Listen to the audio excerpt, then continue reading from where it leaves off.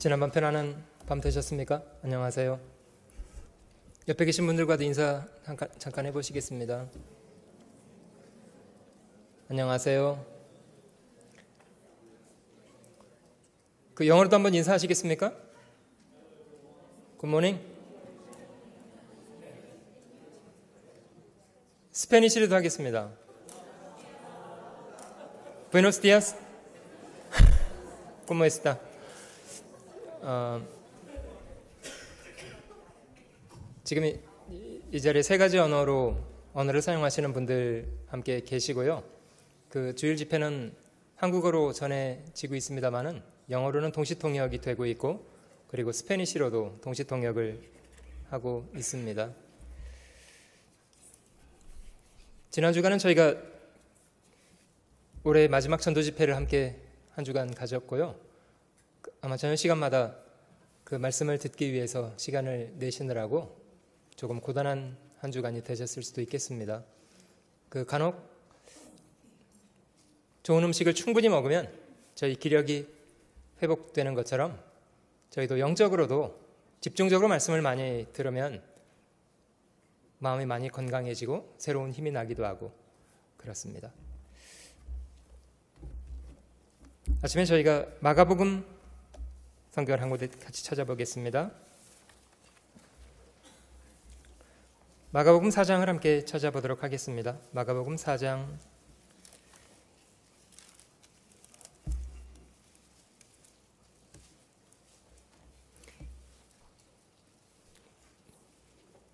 26절부터 29절 사이를 제가 앉아 읽고 여러분들 같이 읽으시는 방법으로 26절로 29절 사이를 교독해 보도록 하겠습니다.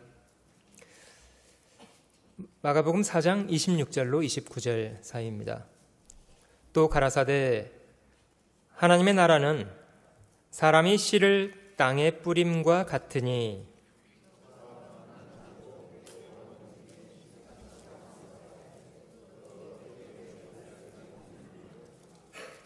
땅이 스스로 열매를 맺되 처음에는 싹이요, 다음에는 이삭이요, 그 다음에는 이삭에 충실한 곡식이라.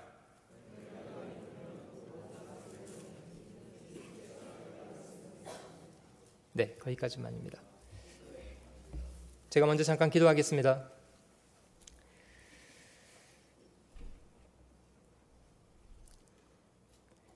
경배를 받으시기 합당하신 살아계신 주 하나님, 이 광대한 우주와 모든 만물을 다 창조하시고 지금도 이 모든 것을 다스리시고 운행하심으로 연약한 저희들 그 안에서 주님 주시는 귀한 은혜를 누려 매 순간을 살게 하시니 진심으로 감사드립니다. 하나님을 등진 채로 저희의 타락된 품성을 따라 범죄하기를 쉬지 않고 살아왔던 악한 저희들, 하나님 앞에 심판과 영원한 멸망을 받아야 마땅한 사람들이지만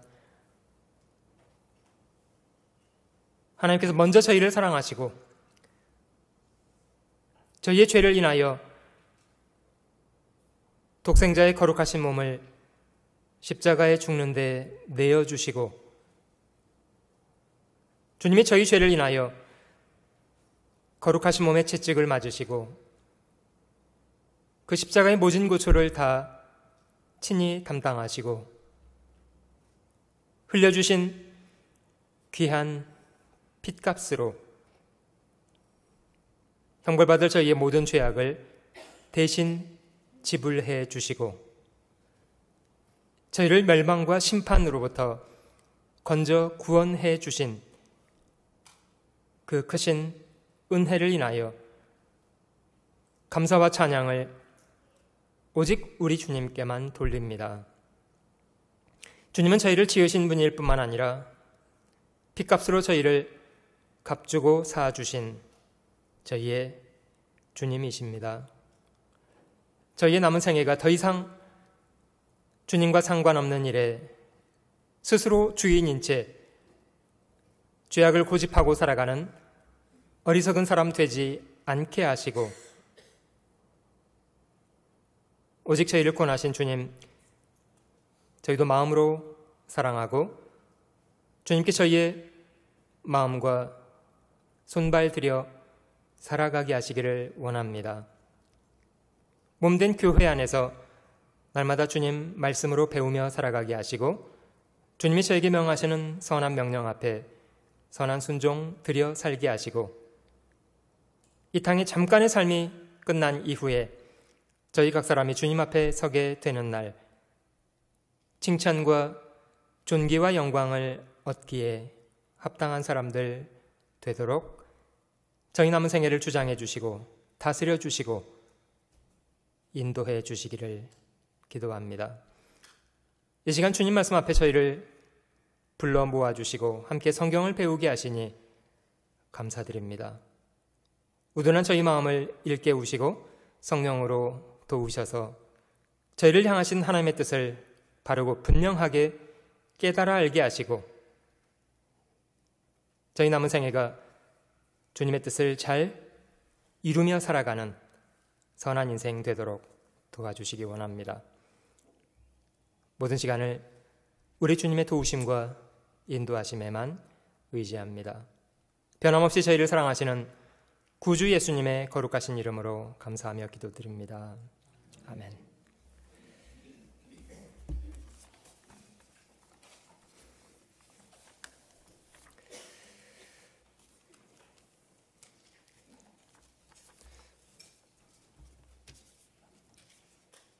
한 주간의 집회를 통해서 성경의 많은 부분을 한꺼번에 배우시기도 했으리라고 생각됩니다. 제가 오늘 아침에 그 구원이라는 제목을 가지고 설교를 준비해 보았는데요. 구원의 3단계. 단계라고 하는 것은 그 밟아가야 하는 그런 순서이기 때문에 이제 굳이 단계라는 단어를 썼습니다. 구원의 3가지 단계.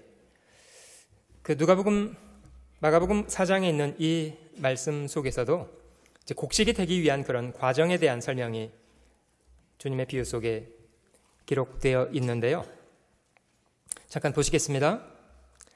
26절 또 가라사대 하나님의 나라는 사람이 씨를 땅에 뿌림과 같으니 저가 밤낮 자고 깨고 하는 중에 씨가 나서 자라되 그 어떻게 된 것을 알지 못하느니라.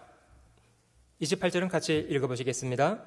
땅이 스스로 열매를 맺되 처음에는 싹이요 다음에는 이삭이요 그 다음에는 이삭의 충실한 곡식이라.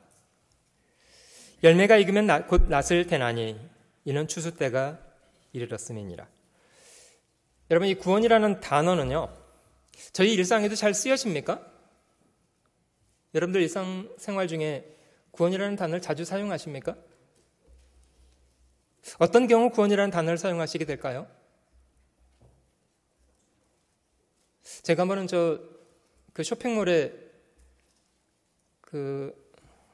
나가는 쪽에 문 앞에 서 있었는데요.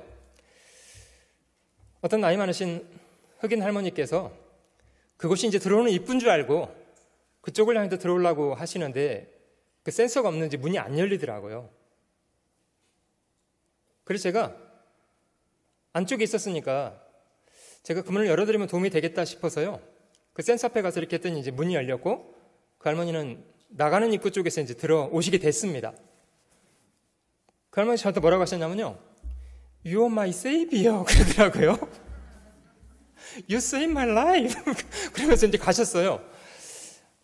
저로 인해서 이제 문이 열렸고 자기는 당황스러운 상태에서 이제 도움을 받았다. 이제 이런 뜻이었는데요. 구원이라는 단어를 쓰시더라고요. 당신이 나를 구원해 주셨습니다. 물론 이제 어려운 처지 가운데 있었는데 그 어려움을 당신이 해결해 주어서 감사하다. 이제 이런 뜻으로 이제 그런 말을 하신 건데요. 실상 저희 삶 가운데 이제 구원이라는 단어는 그렇게 많이 쓰는 말은 아닙니다. 왜냐하면 저희가 그런 구원의 필요성에 대해서 실제로 상당히 느끼지 못한 채로 망각한 채로 살아가고 있기 때문이다. 이렇게 생각이 드는데요. 제가 의미 있는 퀴즈를 하나 드리죠. 이름의 뜻 자체가 구원이셨던 분이 계십니다. 성경의 인물 가운데 이름 자체가 구원이셨던 분이 계십니다. 아시는 분? 네? 예수님이 구원이라고요? 네, 좋습니다. 구약 성경에도 있는데. 네? 조슈아. 네, 구약 성경에 원래 이제 여호수아의 이름은 호세아였다고 합니다. 호세아라는 이름이 이제 구원이라는 뜻이고요. 모세가 12사람을 가나안 땅에 정탐꾼으로 파견할 당시에 에브라임 지파에서는 이제 호세아라는 사람이 발탁이 됐는데 모세가 호세아의 이름을 구원이라는 이름 앞에 여호와는 나의 구원자라는 뜻으로 여호와라는 이름을 더해서 여호수아로 바꾸어 주었습니다. 그래서 구약 성경에는 여호수아라는 이름이 구원자라는 그런 여호와는 나의 구원자 이런 의미의 이름이고요. 여호수아라는 이름이 그대로 이제 신약에 옮겨와서 주님의 이름으로 쓰여졌습니다. 그래서 마태복음 1장에는 아들을 낳으린 이름을 예수라 하라. 이는 저가 저희 백성을 저희 죄로부터 구원하실 자이다. 사실 예수님의 이름 자체의 뜻이 구원자입니다.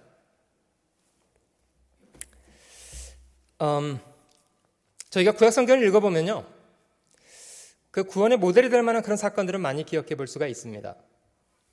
출애굽의 영웅이었던 모세라는 사람도요, 이 모세라는 이름이 물에서 건지다 이런 뜻이었는데요, 자기 자신도 물에서 건지는 사람이었기 때문에 모세라는 이름이 붙여졌습니다마는 모형적으로 이집트에서 400년간 종 노릇하던 자기 백성을 하나님은 모세를 보내셨고 그 모세를 통해서 건져 주었습니다.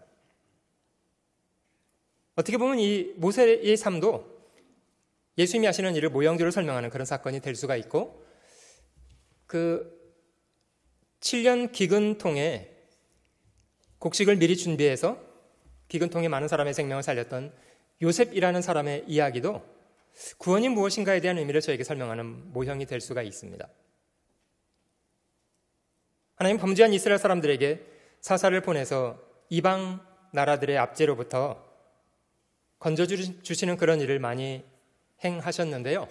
이런 것도 이제 다 구원이 무엇인가를 저에게 설명하고 있는 그런 모델이 될 수 있는 것들이라고 생각이 듭니다.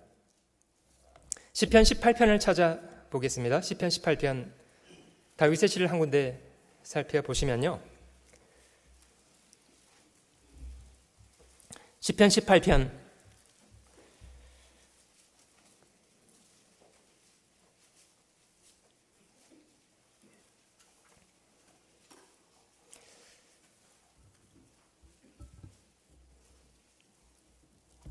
여기 다윗의 노래라고 서두에 설명이 되어 있고요. 18절 앞부분에 설명되어 있기를 여호와께서 다윗을 그 모든 원수와 사울의 손에서 구원하신 날에 다윗이 이 노래의 말로 여호와께 아뢰어 가로되 이렇게 전제가 되어 있습니다. 18절 나의 힘이 되신 여호와여 내가 주를 사랑하나이다. 여호와는 나의 반석이시요 나의 요새시요 나를 건지시는 자시요 나의 하나님이시요 나의 피할 바위시요 나의 방패시요 나의 구원의 뿌리시요 나의 산성이시로다. 내가 찬송받으실 여호와께 아뢰리니 내 원수들에게서 구원을 얻으리로다. 여기 다윗이 여러 가지로 하나님이 자신에게 어떤 의미가 되시는 분이신가를 노래한 그런 부분입니다마는 하나님은 나의 힘이시다. 그는 나의 반석이시다. 나의 요새, 나를 건지시는 자, 나의 하나님, 나의 피할 바위, 나의 방패, 나의 구원, 다 뭐 같습니까? 하나님은 자기를 건져주시는 자, 하나님은 나의 구원자, 이런 의미로 반복적으로 말씀하고 계십니다. 여러분 만약에요, 저희가 구약 성경만을 가지고 있다면 어떤 느낌이 들었을까요? 물론 저희가 신약 성경 없이 구약 성경만을 가지고 있다면, 지금 유대인들은 그렇습니다만은 그 뜻이 완전하게 느껴집니까? 뭔가 설명 없는 많은 제사 의식들, 뭔가 목적은 있어 보이는데 완성되지 않은, 많은 예언들이 있습니다만은 성취되어 있지 않는, 채워지지 않는 갈증, 이런 것들이 있습니다. 그런 신약으로 돌아와 보면, 신약은 예수님을 통해서 그 구약 성경에 예견된 그 모든 것이 완성되었다는 것을 저에게 보여주고 있습니다. 하나님이 일하시는 방법인데요, 누가복음 24장을 한번 찾아보시면 짧은 말씀 속에 구약 성경으로부터 저희가 살아가는 시대까지의 하나님의 계획을 저희는 이 말씀을 통해서 확인해 볼 수 있습니다. 누가복음 24장 44절 말씀부터입니다. 주님이 십자가에 죽으신 이후에 사흘 후에 부활하셨잖아요. 부활하신 주님께서 두려워하는 제자들 사이에 나타나셔서 자신의 부활의 의미를 제자들에게 설명하신 말씀이십니다. 누가복음 24장 44절 찾아보시면, 또 이르시되 내가 너희와 함께 있을 때에 너희에게 말한 바 곧 모세의 율법과 선지자의 글과 시편에. 유대인들은 저 성경을, 물론 이제 신약 성경을 인정하지 않기 때문에 구약 성경만을 가지고 있습니다만은, 주님 말씀하신 이 모세의 율법, 선지자의 글, 시편, 이거는 이제 유대인들의 성경 분류법을 보여주고 있습니다. 유대인들의 성경을 타나크라고 하는데요, 모세의 율법이었던 토라, 그리고 예언서인 느비임, 성문서인 케두빔, 그 앞글자만 따서 타나크라고 말하는데요, 이 주님이 말씀하신 이 내용 중에 모세의 율법과 선지자의 글과 시편의 구약 성경을 말합니다. 자, 하나님 일하시는 방법을 좀 확인해 보실게요. 모세의 율법과 선지자의 글과 시편에 나를 가리켜 기록된 모든 것이 이루어져야 하리라 한 말이 이것이라 하시고, 이에 저희 마음을 열어 성경을 깨닫게 하시고, 또 이르시되 이같이 그리스도가 고난을 받고 제3일에 죽은 자 가운데서 살아날 것과, 구약 성경이 예언한 대로 그리스도가 고난을 받을 뿐만 아니라 제3일에 부활할 것, 사실 이것이 복음서입니다. 46절에 기록되는 이 말씀이 구약 성경의 모든 예언을 성취한 사건. 여러분, 복음서의 강조는 무엇입니까? 예수님의 사역, 그의 죽으심과 부활이라는 사건이 구약 성경에 그렇게 되리라고 예언되어 있던 예언의 성취이다. 이것이 이제 복음서의 주장입니다.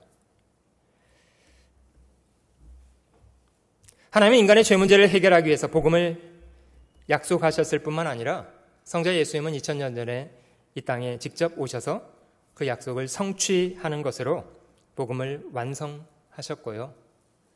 47절부터는 사도행전으로부터 그 복음이 모든 사람에게 전파되어서 사람이 구원을 받게 된다는 사실을 47절과 48절 설명하고 계십니다. 또 그의 이름으로, 47절 8절 두 절은 같이 읽어보시게요.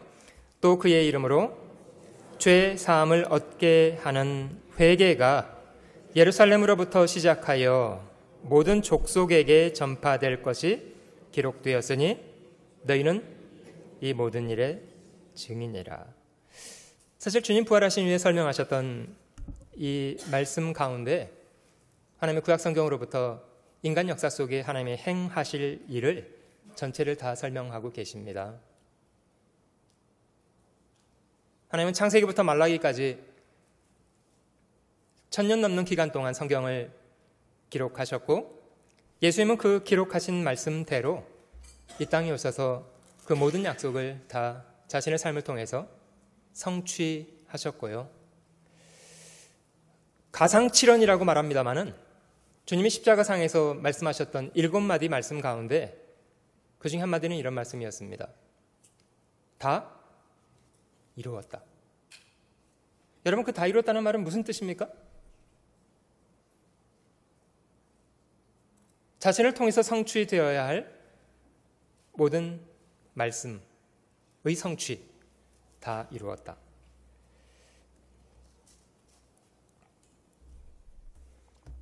그리고 사도행전부터는 완성된 그 사실이 모든 사람에게 전파되었고 그 복음을 통해서 하나님께서 모든 사람을 구원하고 계시는 그런 과정을 설명하고 계십니다. 47절 다시 한번 돌아가 보시면요. 또 그의 이름으로 죄 사함을 얻게 하는 회개가 예루살렘으로부터 시작하여 모든 족속에게 전파될 것이 기록되었으니, 주님 말씀하신 것처럼 오직 이 성령이 너에게 임하시면 너희가 권능을 받고 예루살렘과 온 유대와 사마리아와 땅 끝까지 이르러 증거하라.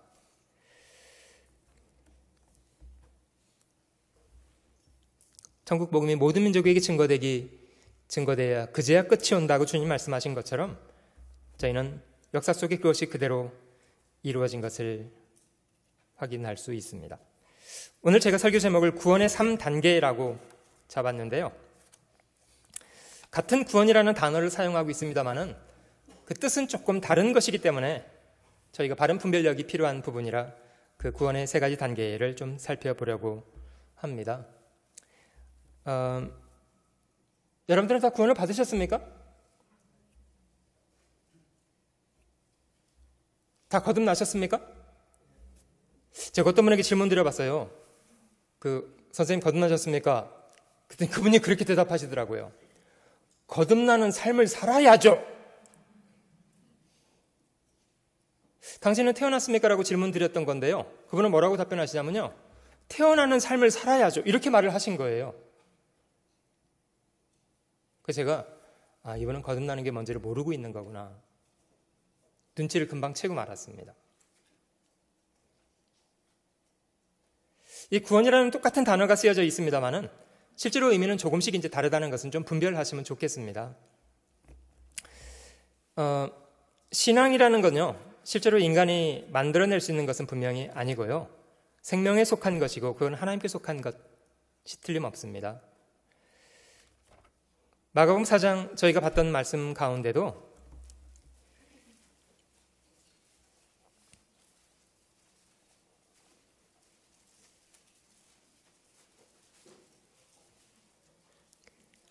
(26절과 29절) 저희가 살펴봤던 구절 가운데 결과적으로 목적했던 것은 열매였습니다. 그런데 무엇이 열매가 되었는가, 이거를 이제 질문을 해 보시면요.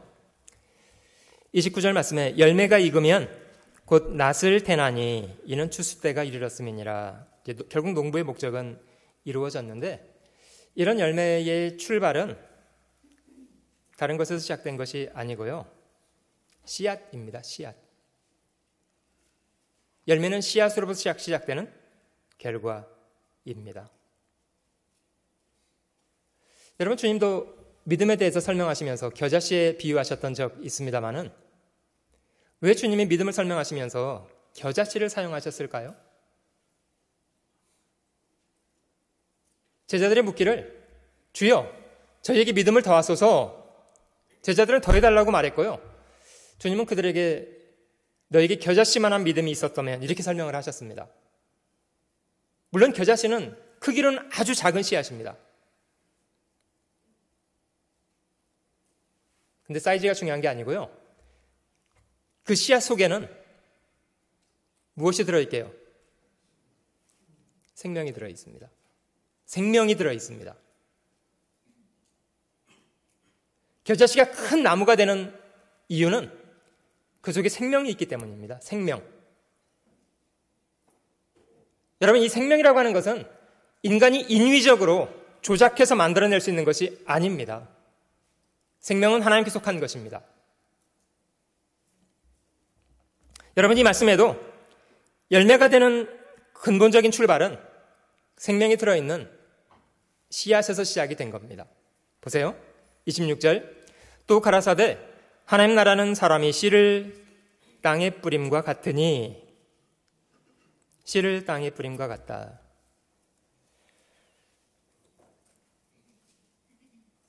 물론 저희를 하나님의 자녀로 거듭 다시 태어나게 만드는 그 생명의 씨앗도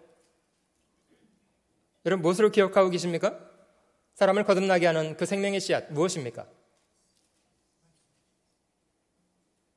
너희가 거듭난 것이 썩어질 씨로 된 것이 아니고 썩지 아니할 씨로 된 것이니 하나님의 살아있고 항상 있는 말씀. 하나님의 말씀이 씨앗입니다. 생명의 씨앗. 자, 그런데 이 말씀 중에 제가 오늘 좀 주목해 볼 부분은 28절 말씀인데요. 땅이 스스로 열매를 맺되 처음에는 싹이요, 다음에는 이삭이요, 그 다음에는 이삭에 충실한 곡식. 생명이라는 것도 법칙이 있고요. 그런 법칙에 따라서 변화되어가는 과정, 단계를 밟아가는데요. 열매가 되기 위해서 먼저는 씨가 떨어져야 되는 것이 분명하고요. 그러면 그 씨앗이 싹이 나고 이삭이 되고 이삭의 열매가 맺혀져가는 과정을 밟아갑니다. 과정을 밟아갑니다. 여러분, 신앙이라는 건 많은 사람들이 성장한다, 신앙이 자란다 이런 표현을 씁니다만은 성장하기 위해서 먼저 해야 될 것은 출생이 있어야 된다는 거 아시죠? 태어나지도 않았는데 자라는 경우가 있습니까? 뱃속에서 자란다고요? 아직 태어나지 않았어도 뱃속에 자란다고요? 물론 저희 눈에 보이지 않죠. 물론 저희가 거듭나기 전에 성경을 펴보면서 하나님에 대해서 이해해가는 그런 과정은 필요합니다. 그러나 신앙의 성장은, 눈에 보이는 성장은 출생으로부터입니다. 하나님이 저에게 요구하시는 것은 얼마나 종교적인 사람이 될 것인가가 아니고요. 하나님의 자녀로 거듭 나라는 것. 다시 태어나라는 것. 그것이 성경에 말하는 첫 번째 구원입니다. 육정으로나 사람의 뜻으로, 혈통으로나 사람의 뜻으로 나지 않고 오직 하나님께로부터 난 사람. 물론 인간 편에서는요, 두 가지는 필요하다고 여겨집니다.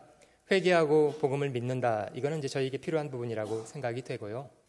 회개와 믿음, 이거는 이제 구원받기 위한 분명한 필요, 사람이 해야 될 몫이라고 여겨집니다만은 주님이 그 똑같은 이야기를 거듭남이라고 말씀하시는 이유는 인간 편에서는 회개하고 복음을 받아들이고 믿어야 되는 것이 필요합니다만은 하나님의 간섭과 하나님의 역할이 있기 때문입니다. 여러분, 아이가 태어날 때 부모라는 역할이 없이 아이가 스스로 떨렁 태어날 수 있는 것이 아니고요. 어떻게 보면 아이가 태어나는 것은 아이의 역할이라기보다는요, 전적으로 부모의 역할입니다. 훨씬 더 큰 부분이 있습니다. 자, 이거 먼저 첫 번째 구원, 죄의 사함을 통해서 이제 영원히 구원을 받는 것, 성경은 그것을 구원, 저희가 경험할 수 있는 첫 번째 구원이라고 말씀하시는데요. 베드로전서 한 군데 찾아보시게요. 베드로전서 1장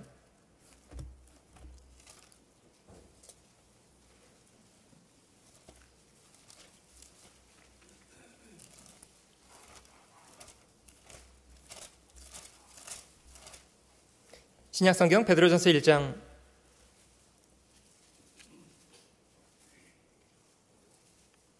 8절 말씀부터 제가 읽어볼게요. 베드로전서 1장 8절. 예수를 너희가 보지 못하였으나 사랑하는도다. 여러분께서 질문 드려보겠습니다.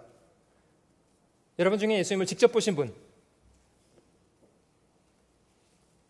그 영화 장면에서 그 영화 배우 얼굴 말고요, 예수님을 직접 보신 분 안 계시는 것 같은데요. 보지 못했습니다만 예수님을 사랑하시는 분, 사랑하시는 분, 사랑하지 않으시는 분, 사랑하지 않으시는 분, 예수님을 사랑하게 된 이유, 왜 예수님을 사랑하시게 됐습니까? 그가 먼저 나를 사랑해서, 나를 대신해서 죽어주었기 때문에요. 예수를 너희가 보지 못하였으나 사랑하는도다. 이제도 보지 못하나 믿고 말할 수 없는 영광스러운 즐거움으로 즐거워하니, 기뻐하니. 9절은 같이 읽어보시게요. 믿음의 결국 곧 영혼의 구원을 받음이라.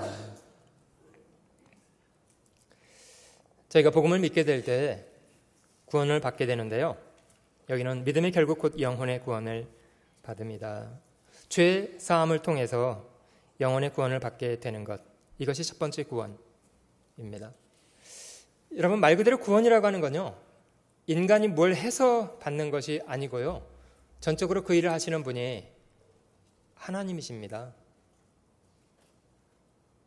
물론 인간은 자신이 하나님 앞에 죄인이라는 사실도 발견해야 하고, 자신이 하나님 앞에 어떤 운명에 처해 있는가에 대한 바른 발견이 절대로 필요하고요, 죄의 사함을 통해서 하나님이 그리스도를 통해서 죄를 용서해 주신 것을, 그런 용서를 받아들임으로 저희는 첫 번째 구원을 받게 됩니다. 디도서 3장을 한번 찾아보시면요, 신약성경 디도서 3장, 이 말씀은 좀 진지하게 여러 차례 읽어서 의미를 충분히 익혀 놓는 것이 좋으리라고 생각이 듭니다.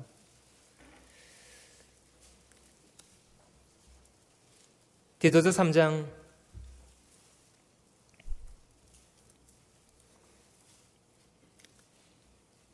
3절 말씀부터 제가 조금 읽어보려고 합니다. 디도서 3장 3절. 우리도 전에는, 물론 이 전이라는 말은 구원받기 전을 말하고요, 우리도 전에는 어리석은 자요, 순종치 아니한 자요, 속은 자요, 각색 정욕과 행락에 종 노릇한 자요, 악독과 투기로 지낸 자요, 가증스러운 자요, 피차 미워한 자이었으나. 여러분, 이 3절 말씀에 자신의 과거를 보고 계시는 분요, 여러분들 과거도 이랬습니까? 나는 이 정도까지는 아니었다, 이렇게 생각하시는 분요, 이건 나하고는 좀 거리가 먼 사람 같다, 나는 적어도 이 정도까지는 아니었다.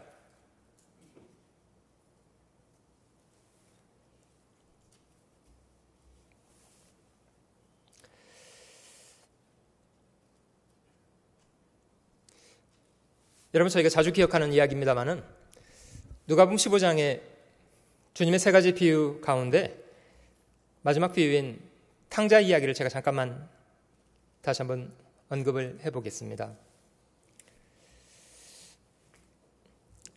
어떤 사람에게 두 아들이 있었다고 그러잖아요. 그 중에 문제를 일으켰던 사람은 둘째였다고 합니다. 둘째 아들이 문제를 일으켰습니다.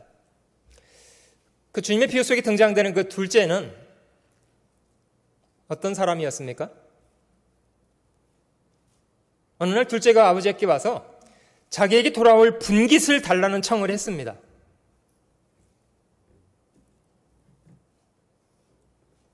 아버지는 죽었습니까? 살았습니까? 아버지가 죽어서 아버지의 유산을 나누는 단계였습니까? 아버지가 살아계셨던 단계입니까?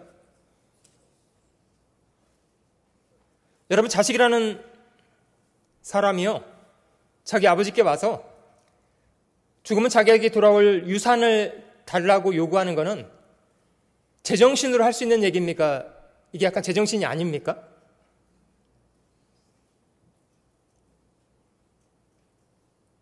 여러분들의 자식이 지금 여러분들에게 그런 청을 하고 있다고 해보죠. 아버지, 죽음은 어차피 나한테 오는 거예요.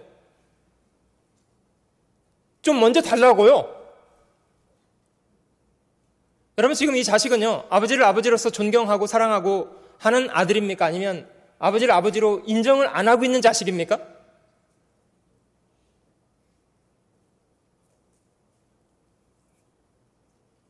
지금 생각이 멈춰 계시나요?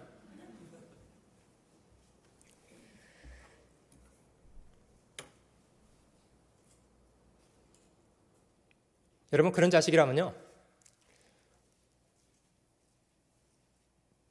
부모로서는 마음속에 분노를 느낍니다.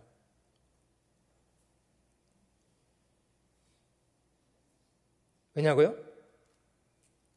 자신이 그동안 자식에게 베풀었던 모든 은혜를 은혜로 여기지 않기 때문에요. 배신감도 느껴지고요, 분노를 느낍니다.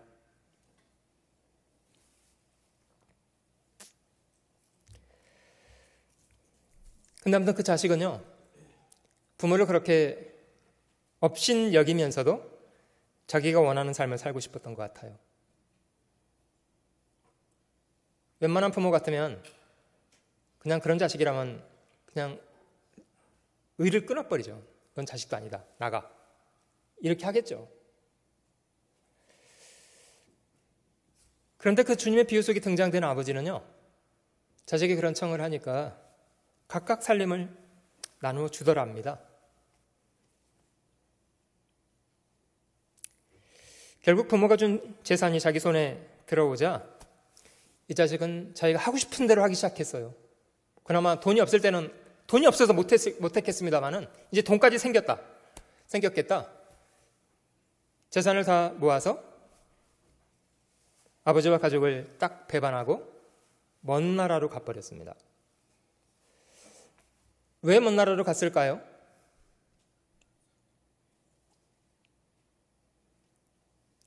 아버지 앞에서는 솔직히 그렇게 살기가 껄끄러워. 그렇게 살기가 껄끄러워요. 그래서 아버지의 눈이 미치지 못하는 곳으로 가고 싶은 거예요. 그곳이 먼 나라였습니다. 지금 미국 같으면 어느 도시가 됐을 것 같습니까? 가보셨습니까? 과거에 경험이 나오면 안 되는데. 그래요. 라스베가스 같은 데로 갔을 것 같습니다. 사람들이 추구하는 죄악의 기쁨이 충만한 도시. 사람들이 얘기합니다. 공공연하게요. 라스베가스를요, 신시티라고 하더군요. 죄악의 도시. 인간이 추구하는 모든 쾌락이 있는 곳. 가서 비로소 자기가 살고 싶었던 삶을 살았습니다. 허랑방탕하게요. 허랑방탕하게 사는 게 뭘 하고 사는 걸 말합니까? 뭘 했을까요? 취직해서 일도 하고 땀도 흘리면서 일하고 수고하고 뭐 이렇게 했다는 건가요? 아니고요. 저희가 쓰는 말입니다만은 돌리고 땡기고 토하고 자빠지고 이렇게 했겠죠.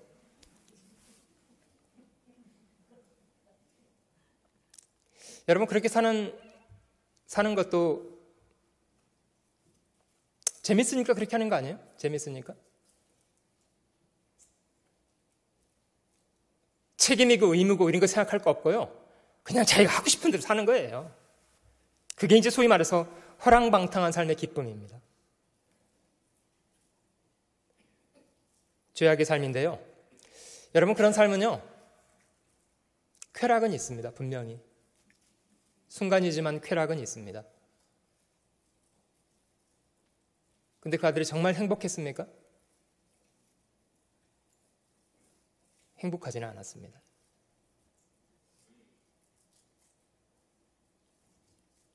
여러분, 사람이 자신을 창조하시고 모든 걸 주고 계시는 하나님을 떠나서 살면 정말 평안하고 행복한가요?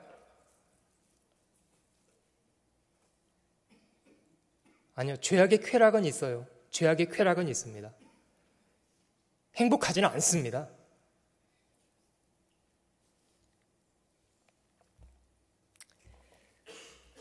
결국 그 자식은요, 자신의 그릇된 삶의 대가를 받기 시작했고 재산을 다 탕진했다는 게 헛되이 써버렸다는 얘기입니다. 다 탕진하고 비로소 궁핍해졌는데요. 나중에 생계를 해결하기 위해서 돼지 치는 일을 했는데 돼지 먹는 쥐염 열매조차도 없어서 극도의 고통을 경험했다. 그제서야 그 자식이 그런 어려움 속에서 가족들과 아버지에 대한 생각을 했고, 내 아버지 집에는 양식이 풍족한 품꾼조차도 양식이 풍족한 자가 얼마나 많은가, 이런 생각을 하게 됐답니다. 여러분, 저 그 자식이 다시 아버지께로 돌아가는 것이 쉬운 일처럼 보입니까? 어려운 일처럼 보입니까? 그 자식이 제정신이 돌아왔을 때는요, 아버지께 돌아가는 게 결코 쉬운 일이 아니었습니다. 왜냐하면 자기는 자기 욕망을 쫓아 살고 싶어서요, 자기 아버지도 배반한 사람이었기 때문입니다. 여러분, 자식이 돼서 자기 아버지한테 유산을 달라는 놈이 어디 있습니까? 세상에. 칼로 찌르지 않은 것뿐이지 사실 이 자식은 아버지를 그렇게 했던 거예요. 그러니 자식이 제정신이 돌아왔을 때는요, 무슨 낯을 들고 아버지께 돌아가서 받아달라고 청합니까? 이미 너무 늦어버렸다고 생각이 드는데.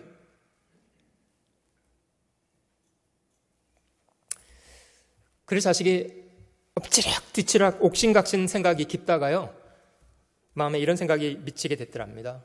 그래, 아들로는 못 받아달라고 그러겠고 그냥 품꾼 하나를 써달라고 해야 되겠다. 그 생각에 용기가 나서 있던 자리를 박차고 일어나서 그 먼 길을 다시 걸어서 아버지께 돌아갔답니다. 그 다음 구절에 아직도 상고가 먼데 저 멀리서 가물가물한 데서 이제 아들이 오고 있습니다. 누가 보고 있었게요? 아버지가 보고 있었답니다. 왜 보고 있었습니까? 그냥 어찌하다 보니까 그냥 눈에 띈 거예요? 아니고요. 아버지는 언제부터 그쪽을 보고 있었을까요? 떠날 때부터요. 떠날 때부터 아버지의 시선은 그쪽에 맞춰져 있었던 거죠. 왜 아버지는 그 자식을 추적해서 잡으러 가지 않았을까?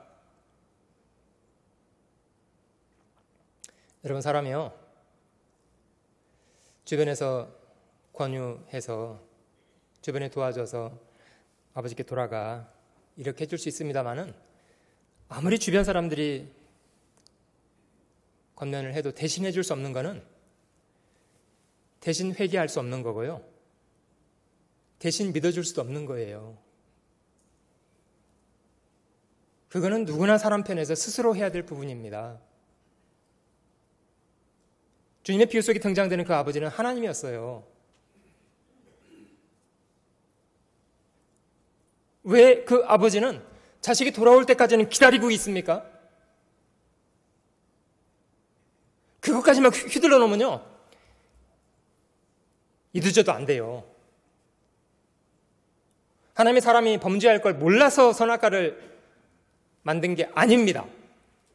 왜 모르십니까? 다 아시죠. 아시면서 왜 만드십니까?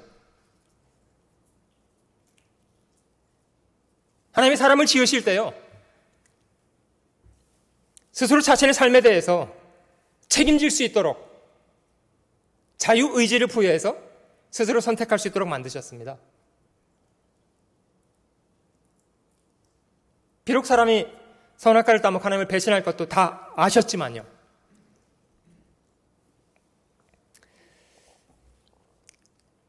멀리 자식이 돌아올 때 아버지는 자식을 향해 달려나갔고 자식을 끌어안고 목을 안고 입을 맞추어 주었습니다.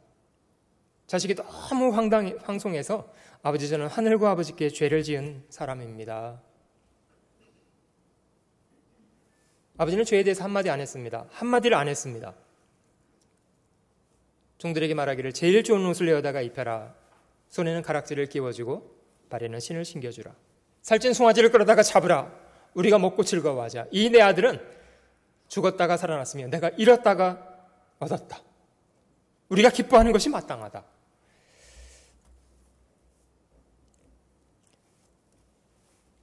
디도서 3장 3절 한번 돌아가 보시면요.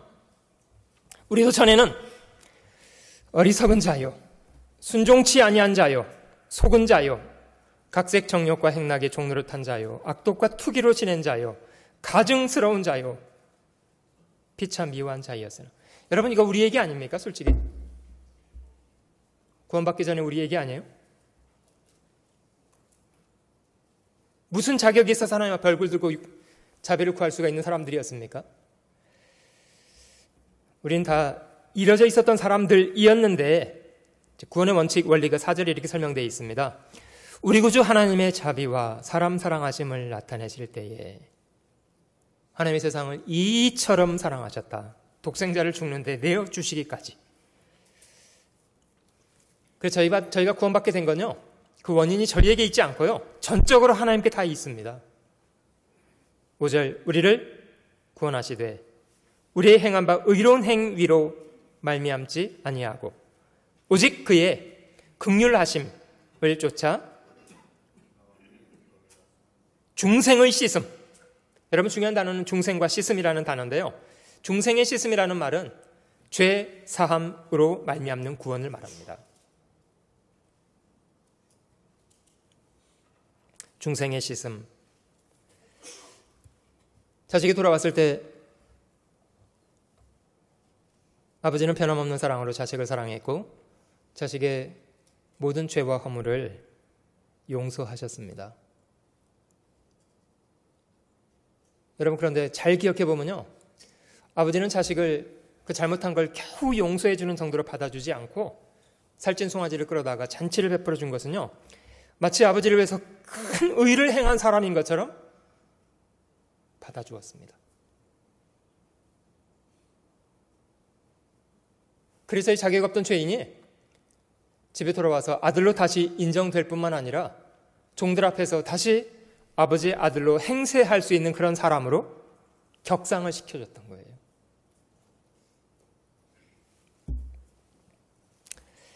(6절) 성령을 우리 구주 예수 그리스도로 말미암아 우리에게 풍성히 부어주사 우리로 저의 은혜를 힘입어 의롭다 하심을 얻어 영생의 소망을 따라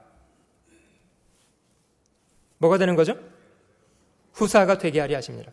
여기서 후사라는 말은요, 상속자, 아들 이런 의미입니다.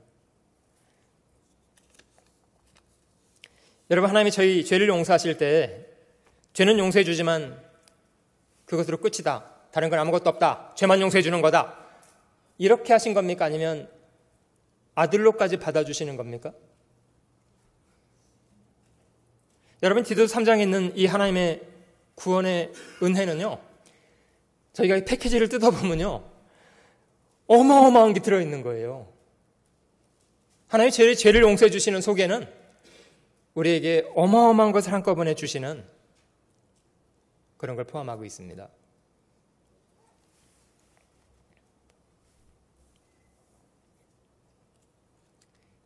이것이 첫 번째 구원입니다. 이런 구원은 어떤 사람에게 의미가 있냐면요, 하나님 앞에 자기가 얼마나 사악한 사람이었는가를 발견하고 그 죄로부터 마음을 딱 돌이키는 사람. 여러분, 용서는 어떤 사람에게 의미가 있냐면요, 죄를 고집하고 핑계하고 죄를 포기하지 않는 사람에게는 용서 자체가 의미가 없습니다.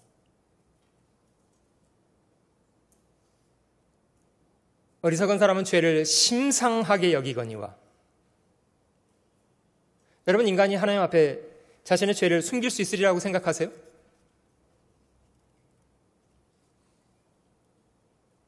근데 어리석은 사람은요, 그걸 숨길 수 있다고 착각을 한답니다. 말도 안 되는 일인데.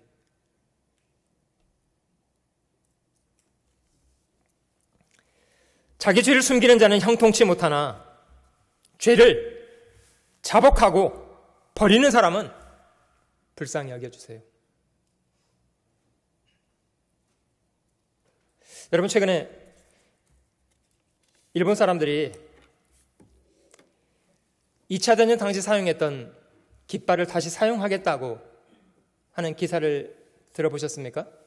우길기라고 말합니다마는 그 깃발을 다시 사용하겠다고 합니다.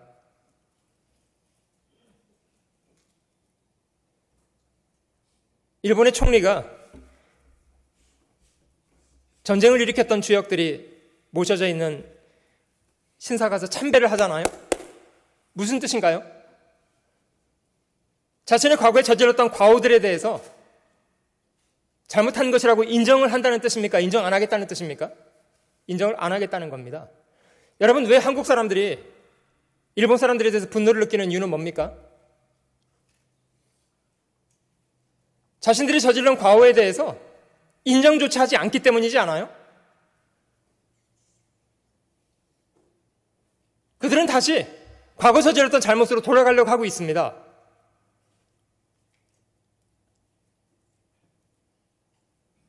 그런 이유 때문에 용서할 수 없는 거 아니에요?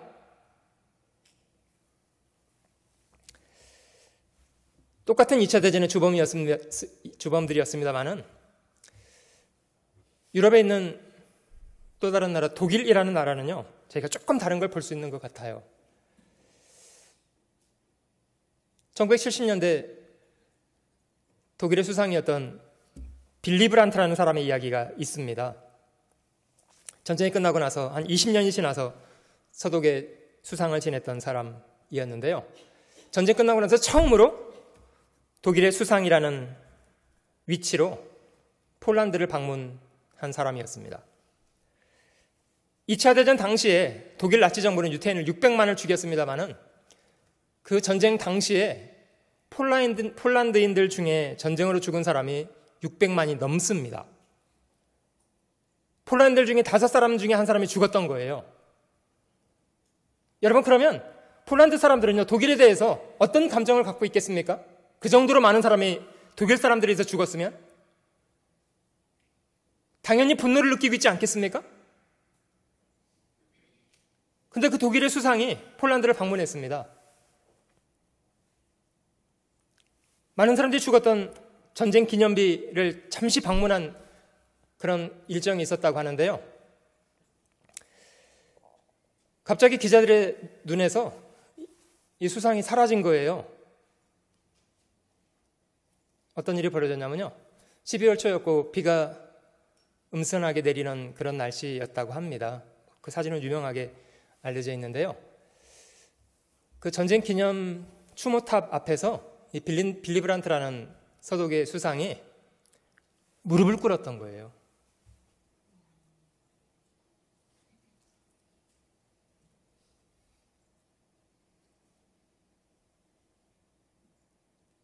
물론 아무 얘기 안 했습니다. 나중에 인터뷰를 했는데요. 그 수상은 그런 말을 했답니다. 솔직히 뭘 말해야 될지 모르겠어서 그렇게 했다.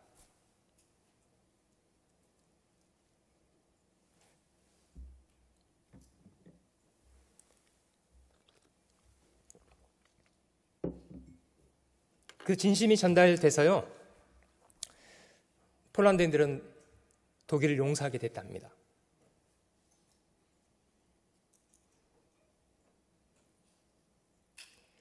여러분, 이건 참 어려운 일이라고 생각이 들어요.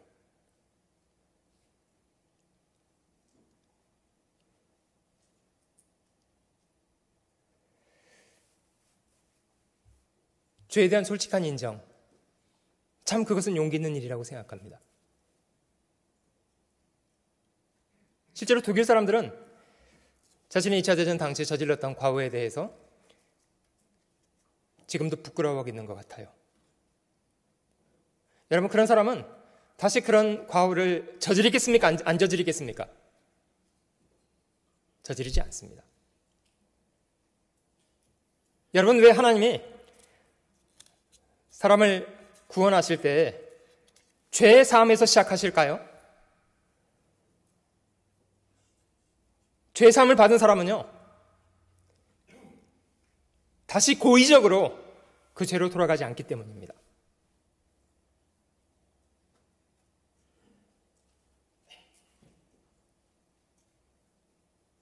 그것이 죄라는 걸 솔직하게 인정하고 죄로부터 돌아선 사람이기 때문에 다시 반복적으로 그 죄가 저지러질 수 없는 사람이 되었기 때문입니다. 여러분, 집 나갔다 돌아온 탕자를 아버지가 받아주었는데요. 그 자식이 그 이후에도 기회가 될 때마다 또 아버지 돈을 가지고 먼 나라로 갔다가 돌아왔다가 갔다가 돌아왔다가 갔다가 돌아왔다가 이렇게 했으리라고 상상이 됩니까? 안 됩니까? 그렇게 할 수 있는 사람입니까? 아니요. 더 이상은 불가능하게 됐습니다. 그렇게 사는 것은. 그게 어떤 삶인지를 충분히 알게 됐기 때문이에요. 여러분, 저희도 전에는 그런 사람이었습니다. 3장 3절이 말씀하시는 것처럼 우리도 전에는 어리석은 자요, 순종치 아니한 자요, 속은 자요, 각색 정욕과 행락의 종 노릇한 자요, 악독과 투기로 지낸 자요, 가증스러운 자요, 비참. 우리 과거 맞아요? 우리가 과거는 이렇게 살았던 사람들입니다. 과거는 이랬던 사람입니다. 지금은요? 그것이 어떤 삶인지 우리가 알게 된 사람들인데 그렇게 다시 살 수 있다고요?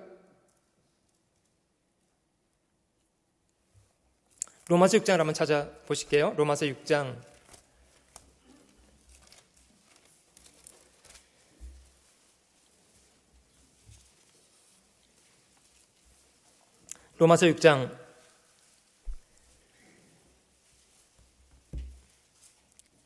1절 읽어볼게요.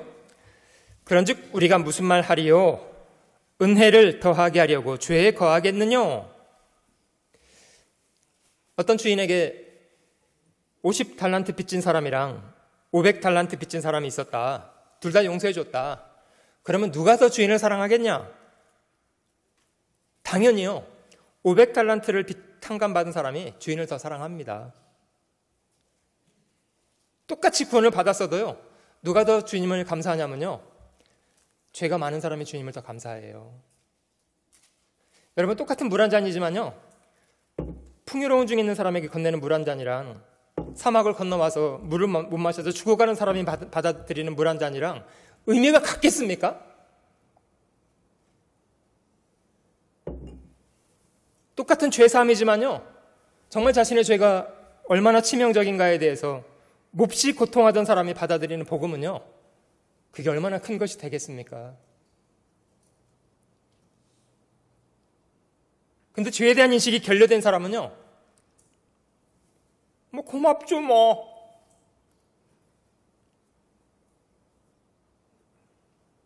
그게 얼마나 큰지를 모르고 있는 거예요. 은혜를 더하게 하려고 죄에 거하겠느냐? 이 절을 같이 읽어보시게요. 그럴 수 없느니라. 죄에 대하여 죽은 우리가 어찌 그 가운데 더 살리요.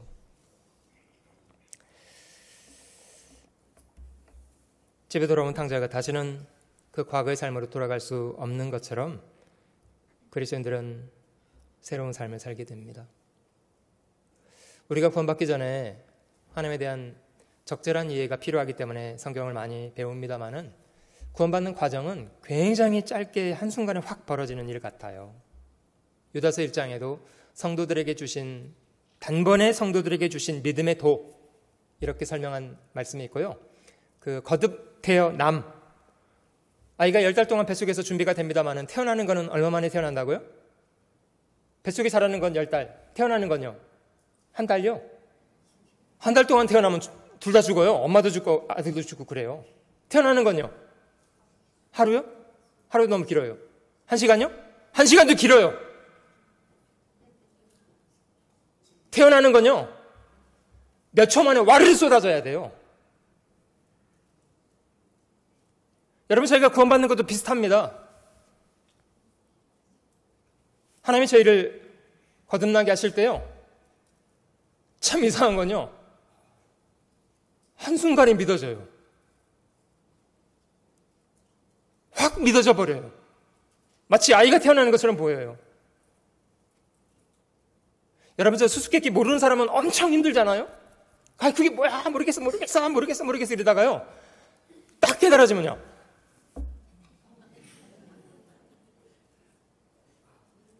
아유, 그렇게 쉬운 걸. 그렇게 쉬운 걸. 깨달은 사람은 쉽죠. 못 깨달은 사람은요. 미쳐요.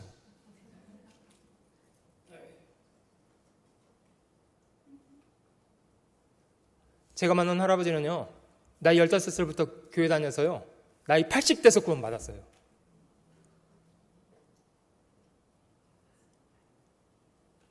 그럼 60년 이상 교회 다닌 건 뭐예요, 도대체?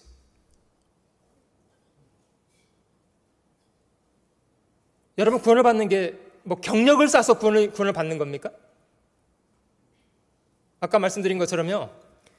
거듭나셨습니까? 거듭나는 삶을 살아야죠. 뭐가 뭔지를 모르는 거예요.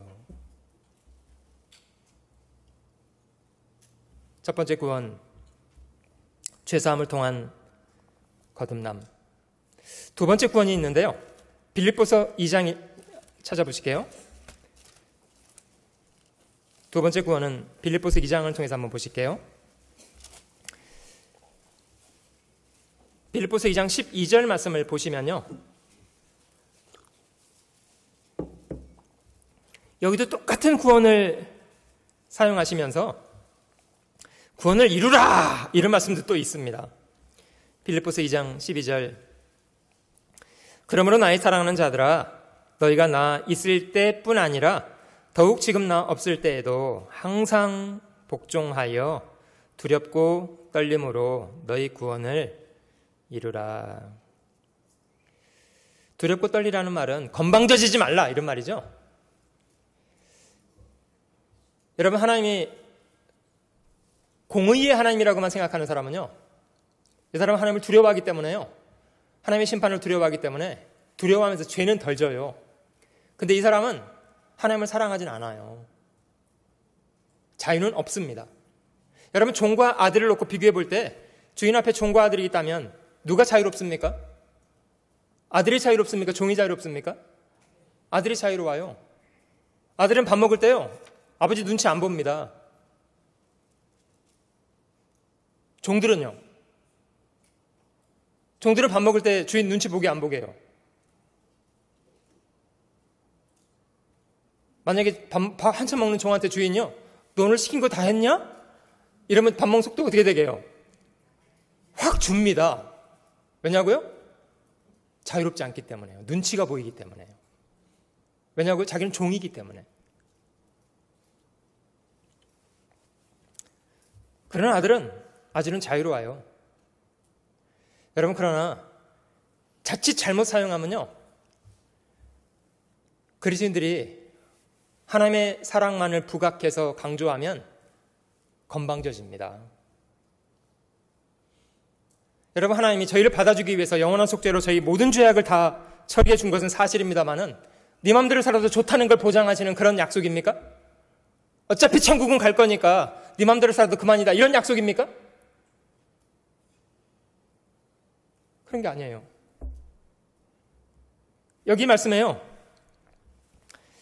너희가 나 있을 때뿐 아니라 더욱 지금 나 없을 때에도, 그들은 같이 읽어보시게요, 항상 복종하여 두렵고 떨림으로 너희 구원을 이루라.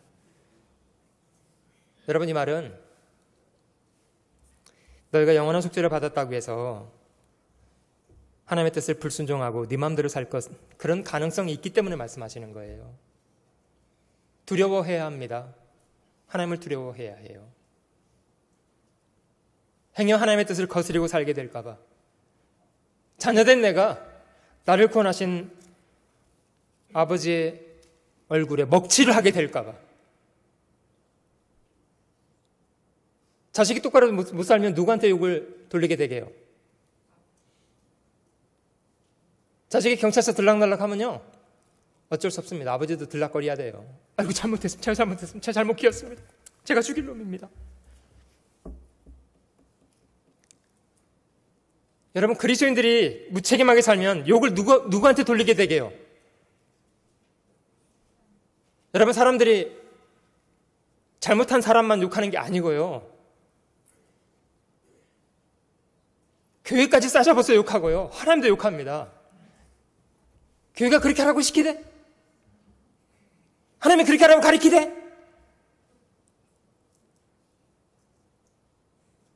그렇게 될까봐 두려워하라는 거예요. 그렇게 될까봐. 그게 얼마나 큰 죄인데.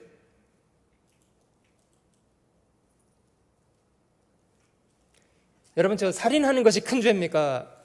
하나님의 이름을 욕을 돌리는 게 큰 죄입니까? 뭐가 큰 죄라고 생각됩니까?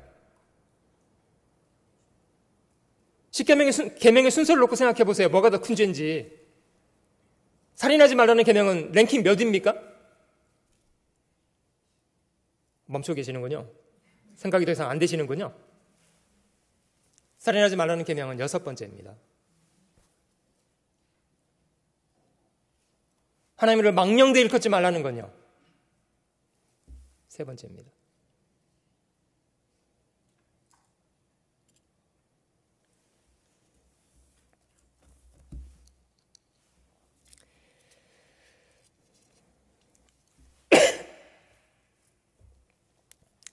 하나님이 저희를 자유를 주셨다면 그 자유를 바르게 사용하는 것도 배워가야 합니다.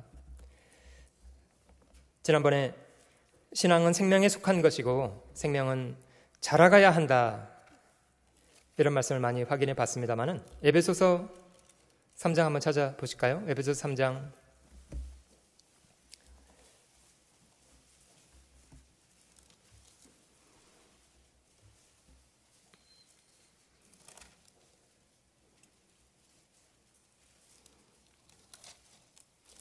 4장 15절을 보고 3장으로 돌아와 볼게요. 4장 15절.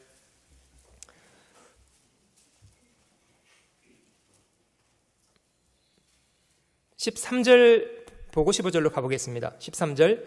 우리가 다 하나님의 아들을 믿는 것과 아는 일에 하나가 되어 온전한 사람을 이루어 그리스도의 장성한 분량이 충만한 데까지 이르리니, 이는 우리가 이제부터 어린 아이가 되지 아니하며 사람의 괴술과 간사한 유혹에 빠져 모든 교훈의 풍조에 밀려 요동치 않게 하려 함이라. 15절은 같이 읽어보시게요. 오직 사랑 안에서 참된 것을 하여 범사에 그에게까지 자랄지라. 그는 머리니 곧 그리스도라. 그에게서 온몸이 각 마디를 통하여 도움을 입음으로 연락하고 상합하여 각 지체 분량대로 역사하여 그 몸을 자라게 하며 사랑 안에서 스스로 세우느니라. 아이가 태어났으면요, 자라가야 한다는 것은 당연한 일입니다.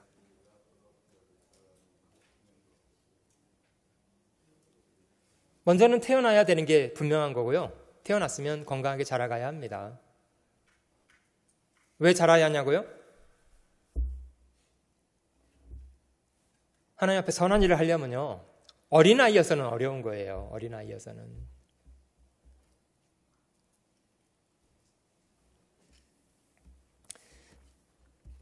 고린도전서 13장에 내가 어린아이 있을 때는 생각하는 것이나 말하는 것이나 행동하는 것이 어린아이와 같다가 장성한 사람이 되면 어떻게 된다고요? 어린아이의 일을 버립니다. 왜 장성한 사람은 어린아이를 버립니까? 유치해서요. 유치해서요. 여러분, 저 식당에 있는 그 아이들 타고 노는 바이크, 설교구나, 빨리 가서 내가 먼저 타야지, 이렇게 지금 생각하고 계시는 분이요. 다른 사람 타기 전에 내가 먼저 가서 탈 거야, 이렇게 생각하고 지금 벼르고 계시는 분이요.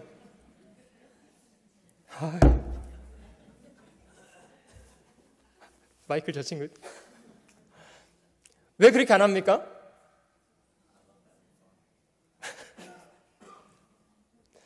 유치해서 안 하는 거예요. 유치해서요. 근데 어린아이들은 그 유치한 걸 왜 그렇게 하려고 막 울고불고 막 싸우고까지 하면서 목숨 걸고 그걸 하려고 땡깡을 부립니까? 어려서요. 어려서 그게 유치하다는 것을 인식을 못하는 거예요. 여러분, 그래도 성장 안 해도 괜찮다는 거예요? 건강하게 성장해야 합니다. 3장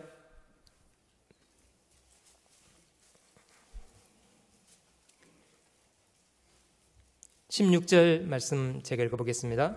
그 영광의 풍성을 따라 그의 성령으로 말미암아 너희 속사람을 능력으로 강건하게 하옵시며 믿음으로 말미암아 그리스도께서 너희 마음에 계시게 하옵시고 너희가 사랑 가운데서 뿌리가 박히고 터가 굳어져서 능히 모든 성도와 함께 지식에 넘치는 그리스도의 사랑을 알아 그 넓이와 길이와 높이와 깊이가 어떠함을 깨달아 하나님의 모든 충만하신 것으로 너에게 충만하게 하시기를 구하노라. 건강하게 자라가야 합니다. 저를 아는 지식에서 자라가야 한다. 이제 베드로후서에도 그렇게 권면하고 계십니다만은 저희가 함께 기회가 될 때마다 함께 모이고 성경을 배우고 이렇게 하는 속에 하나님은 저희의 신앙을 자라가게 하십니다.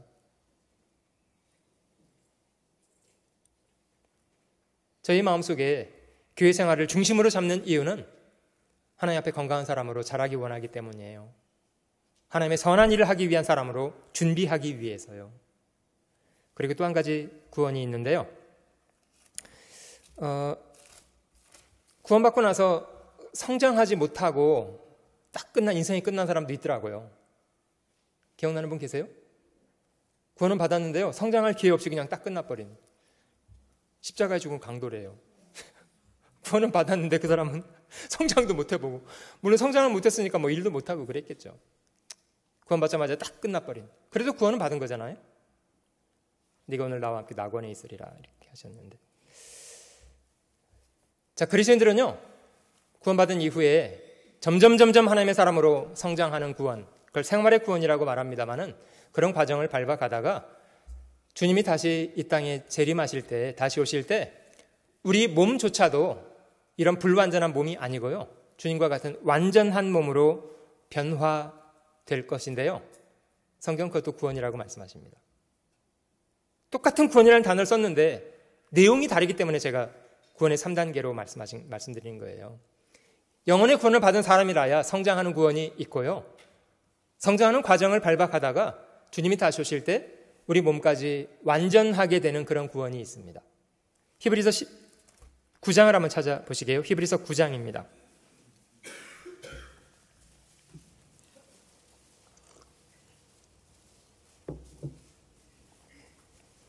히브리서 9장 마지막 절입니다. 28절.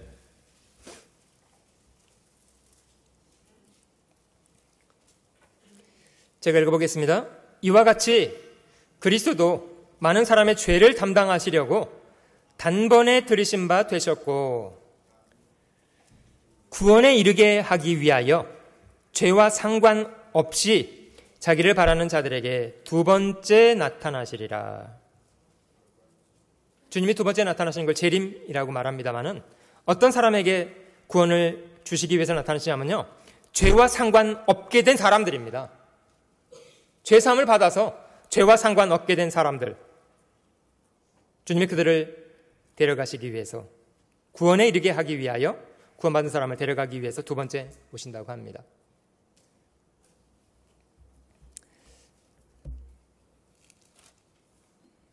저희는 그 주님의 재림과 우리 육신조차도 완전하게 될 그 순간을 거의 맞게 될 시간을 살고 있는 사람들입니다. 잠시 잠깐 이후에 제가 주님을 만나게 될 것이라는 것, 그것을 기억하고 그 주님 앞에 서게 될 때 후회할 삶을 살지 않도록 하는 것이 중요합니다. 우리가 구원받은 것은 비로소 하나님의 자녀로 이 땅에서 시작된 거예요. 완전해졌다는 말이 아니고요, 시작이 된 거예요. 하나님을 섬길 수 있는 그런 기회가 주어진 사람들, 하나님이 부여하신 그런 목적을 잘 이루면서 살아가는 그런 사람이 되는 것이 중요하겠습니다. 자, 오늘 아침에는 저희가 집회를 마치면서 함께 주님의 찢기신 살과 흘리신 피를 기념하는 예식을 같이 거행하려고 하는데요. 성찬식을 잠깐 같이 시간을 갖도록 하겠습니다. 고린도전서 10장을 한번 찾아보시면요. 성찬의 의미를 함께 좀 이해하고 성찬식을 함께 거행하도록 하겠습니다. 고린도전서 11장을 먼저 찾아볼게요. 주님이 유대인들의 절기였던 6월절 절기에 죽으시기 바로 전에 제자들과 나누셨던 마지막 만찬이 이 성찬의 유래가 됐습니다. 11장 23절 말씀을 찾아보시겠습니다. 고린도전서 11장 23절. 내가 너에게 전한 것은 주께 받은 것이니 곧 주 예수께서 잡히시던 밤에 떡을 가지사 축사하시고 떼어 가라사대 이것은 너희를 위하는 내 몸이니 이것을 행하여 나를 기념하라 하시고 식후에 또한 이와 같이 잔을 가지시고 가라사대 이 잔은 내 피로 세운 새 언약이니 이것을 행하여 마실 때마다 나를 기념하라 하셨으니 26절은 같이 읽어보시겠습니다. 너희가 이 떡을 먹으며 이 잔을 마실 때마다 주의 죽으심을 오실 때까지 전하는 것이니라. 여러분, 주님이 이런 예식을 명하시는 것은요, 우리에게 적극적으로 주님의 행하신 일을 기억하라라는 의미가 있습니다.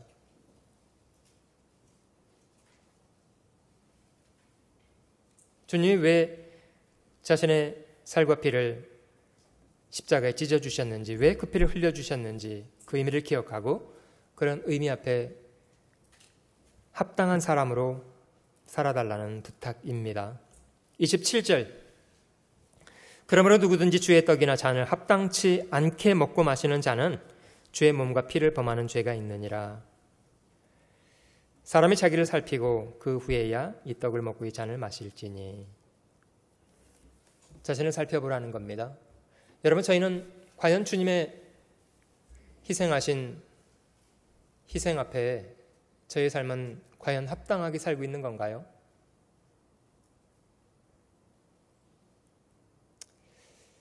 혹시 여러분들 중에 이거는 내가 주님 앞에 합당하지가 않구나 이런 것이 돌아봐지걸랑 난 떡도 안 받고 잔도 안 받아, 이건 사실 더 나쁜 거예요. 그럼 그건 못된 대로 살겠다는 거 아닙니까? 그렇게 하시면 안 되고요. 떡과 잔을 받으시면서 자신이 합당치 못한 부분에 대해서 돌이킬 수 있도록 해달라고 기도하시면서 떡과 잔을 받으시면 좋겠습니다. 10장 17절 말씀에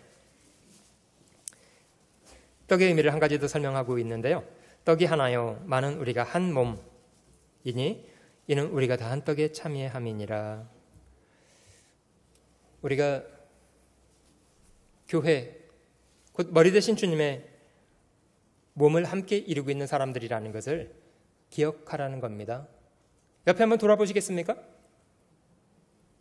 우리가 가족이라는 거, 저마다 다 다른 외모, 다른 상태, 다른 여건에서 살아가고 있는 사람들이지만 우리가 함께 구원받은 사람이고 한 하나님을 아버지로 섬기는 지체들이라는 거. 여러분, 우리 몸 안에 필요 없는 부분이 있습니까? 필요 없어서 잘라내고 싶은 부분이 있으신 분요? 새끼손가락이요? 이거 필요 없다고요? 필요합니다. 다섯 손가락이 싸웠대요. 내가 왕이다. 야, 방황 갈 땐 내가 한다. 키는 내가 제일 크다. 그러니까 이거는 반지는 여기 있겠지롱. 이 새끼손가락 할 말이 없잖아요. 그게 뭐라고 했냐면요, 나 없으면 너네 병신이야. 다 필요하다니까요.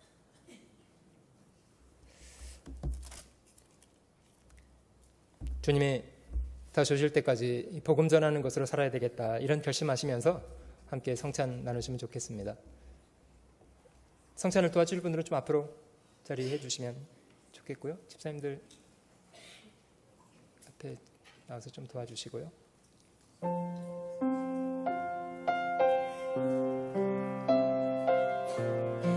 제가 성찬을 위해서 먼저 잠깐 기도하겠습니다.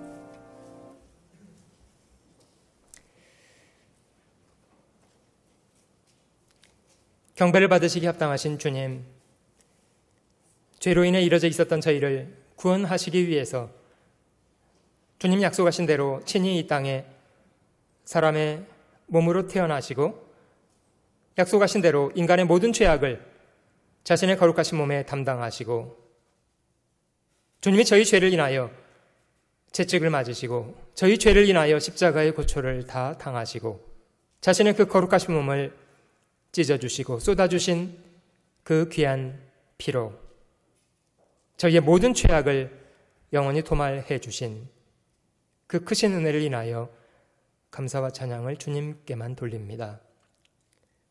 주님의 찢어주신 살로 저희의 양식을 주시고 주님의 거룩하신 피로 저희의 모든 죄악을 사해 주셨사온즉 우리 남은 생애가 주님의 것이라는 것을 인정하고 주님 다시 오실 날까지 주님이 이루신 이 고귀한 복음의 소식을 알지 못한 채로 이뤄져가는 많은 우리의 이웃들에게 친절하게 증거하며 살아가게 하시기를 간절히 원합니다. 우리 생각하는 것, 말하는 것, 행동하는 것에 과연 저희는 주님의 십자가 앞에 있는가를 돌아보게 하시고 새로운 다짐과 결심으로 주님 앞에 살아갈 수 있도록 인도하시옵소서. 감사드리며 저희를 구원해 주신 구주 예수님의 귀하신 이름으로 기도드립니다.